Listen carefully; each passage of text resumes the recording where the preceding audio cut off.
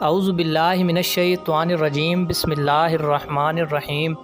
اللہ تبارک و تعالیٰ کے بابرکت نام سے شروع جو بڑا مہربان اور نہایت رحم کرنے والا ہے۔ پیارے دوستو، مولا حسین پاک کو کربل کے اندر شہید کرنے کے بعد عمر بن سعد اور شمر لعین پاک دامن بیبیوں کے خیموں میں جا گھسے۔ وہ پاک دامن بیبیاں، وہ میرے نبی کا پاک گھرانہ، میرے نبی کی اہل بیت والے، وہ میرے رسول کی نواسیاں کہ جن کے دروازے پر جانے کے لیے جبرائیل بھی اجازت کا طلبگار ہوتا ہے، بنا اجازت کے جن کے گھر جبرائیل بھی نہیں جاتا۔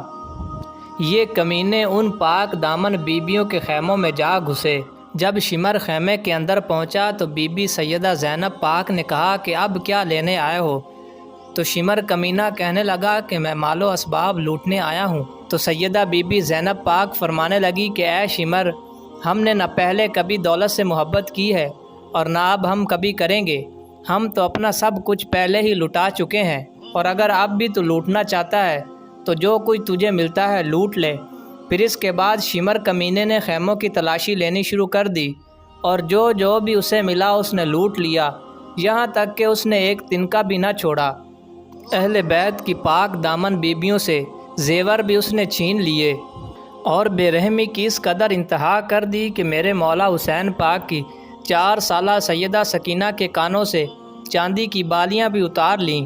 اس کے بعد شمر لعین اپنی فوج سے کہنے لگا کہ ان خیموں کو گرا دو اور ان خیموں کو آگ لگا دو تاکہ سب بچے اور عورتیں جل کر مر جائیں۔ جب یزیدی فوج نے خیموں کو آگ لگائی تو ایک عجیب ہی قیامت کا سماں تھا۔ حمید بن مسلم کہتا ہے کہ میں نے ایک 3 یا 4 سال کی بچی کو خیمے سے یا اماں یا آقا کی صدا بلند کرتے ہوئے باہر نکلتے ہوئے دیکھا، اور وہ ایک طرف دوڑ رہی ہے اور کانوں سے اس کے خون بھی جاری ہے، اور کرتے کے دامن کو آگ بھی لگی ہوئی ہے، اور وہ معصوم بچی اپنی کم سنی کی وجہ سے اس آگ کو بجھا نہیں پا رہی۔ حمید بن مسلم کہتا ہے کہ جب وہ بچی دوڑتی ہے تو آگ اور زیادہ بھڑکتی ہے۔ یہ منظر دیکھ کر میں برداشت نہ کر سکا، اور حمید بن مسلم نے پوچھا کہ اے بچی تو کون ہے؟ تو وہ بچی کہنے لگی کہ میں حسین کی بیٹی سکینہ ہوں۔ مولا حسین پاک نے اپنی شہادت کے وقت بی بی سیدہ زینب پاک کو یہ وصیت کی تھی کہ اے بہن، میری شہادت کے بعد میرے بچوں کا خیال رکھنا۔ اے بہن، میرے ان بچوں پر ماں کی طرح شفقت کرنا اور ماں کی طرح انہیں پیار کرنا۔ سیدہ زینب پاک فرماتی ہیں کہ حسین پاک کی شہادت کے بعد خیموں کے جلنے اور مال و اسباب کے لٹ جانے کے وقت میرے بھائی کے بچے صحرا میں متفرق ہو گئے تھے۔ آپ فرماتی ہیں کہ میں نے اپنے بھائی کی وصیت کے مطابق چاہا کہ ان تمام بچوں کو ایک جگہ اکٹھا کروں۔ آپ فرماتی ہیں کہ میں نے بہت تلاش کرنے کے بعد سب بچوں کو ایک جگہ بٹھایا، لیکن 2 بچوں کا کہیں سراغ نہ پایا۔ آپ فرماتی ہیں کہ میں نے پریشان ہو کر اپنی بہن بی بی ام کلثوم کو آواز دی کہ اے بہن، 2 بچے نہیں مل رہے۔ آپ فرماتی ہیں کہ میں دوڑی اور مقتل میں اس سوچ کے ساتھ پہنچی کہ کہیں بچے اپنے بابا کی لاش کے ساتھ لپٹے ہوں گے، لیکن ہمیں بچوں کا وہاں بھی کوئی سراغ نہ ملا۔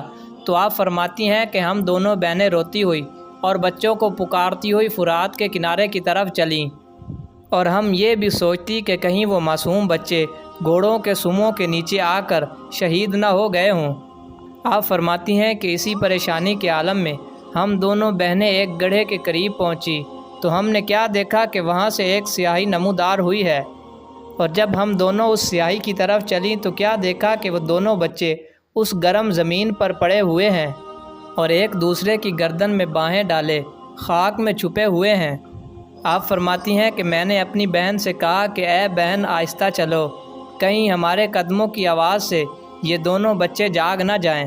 تو جب ہم وہاں پہنچی تو ہم نے کیا دیکھا کہ ان معصوم بچوں کے رخسار زرد ہو گئے ہیں، اور کربلا کی خاک اڑ کر ان کے منہ کے اندر چلی گئی ہے۔ آپ فرماتی ہیں کہ جب میں نے انہیں اٹھا کر خیمے کی طرف لے جانا چاہا تو کیا دیکھا کہ ان دونوں بچوں کی روحیں پرواز کر گئی ہیں۔ سیدہ زینب پاک فرماتی ہیں کہ یہ حال دیکھ کر میں رونے لگی اور اپنی بہن سے کہنے لگی کہ اے بہن، یہ دونوں بچے تو انتقال کر چکے ہیں۔ آپ فرماتی ہیں کہ ہم نے ان دونوں بچوں کو اٹھا کر لا کر مقتل میں ڈال دیا، اور کیا دیکھا کہ ہمارا تمام اسباب لٹ چکا ہے اور ہر طرف سے رونے کی آواز آ رہی ہے۔ اور امام زین العابدین مرض شدت کے باعث زمین پر پڑے ہوئے ہیں اور ان کے اندر اٹھنے اور بیٹھنے کی طاقت نہیں ہے۔ ہم اس معصوم کے سرانے بیٹھ گئے اور اس کی لاچاری اور مظلومیت پر رونے لگیں، اور کربل کے میدان کے اندر شام ہو گئی۔ یہ کیسی خوفناک شام تھی جو اہل بیت کے خون سے رنگی ہوئی تھی، جو رسول خدا صلی اللہ علیہ وآلہ وسلم کی آل کے خون سے رنگی ہوئی تھی۔ اہل بیت کے چند گنے چنے افراد، جن میں عورتیں، بچے اور امام زین العابدین بھی شامل ہیں، ان کا سارا ساز و سامان لٹنے اور ان کے خیموں کو آگ لگانے کی شام ہے۔ یہ شام ایک ایسی شام ہے جو قیامت تک یاد رکھی جائے گی۔ یہ شام ایک ایسی شام ہے جو تا قیامت تک صبر اور برداشت کی داستان سناتی رہے گی۔ یزیدیت کی تاریکی میں حسینیت کا اجالا کرنے والی یہ شام حق و باطل میں فرق واضح کرتی رہے گی۔ یہ شام غریبہ ہے، اگرچہ یہ شام دھندلی ہے، مگر اس دھندلی شام کے اندر میرے مولا حسین پاک کا نام ہمیشہ جگمگاتا رہے گا۔ قربان جاؤں میں مولا حسین پاک کی شہادت پر۔ افضل ہے کل جہان سے گھرانہ حسین کا، نبیوں کا تاجدار ہے نانا حسین کا۔ ایک پل کی تھی حکومت یزید کی، صدیاں ہیں حسین کی، زمانہ حسین کا۔ سلام ہو رسول خدا صلی اللہ علیہ وآلہ وسلم پر، اور سلام ہو رسول پاک صلی اللہ علیہ وآلہ وسلم کی پیاری آل پر۔ پیارے دوستو، اگر آپ کو یہ ویڈیو پسند آئی ہو تو مزید اس طرح کی اسلامک ویڈیو کو دیکھنے کے لیے ہمارے اس چینل معلومات اسلام کو لازمی سبسکرائب کریں۔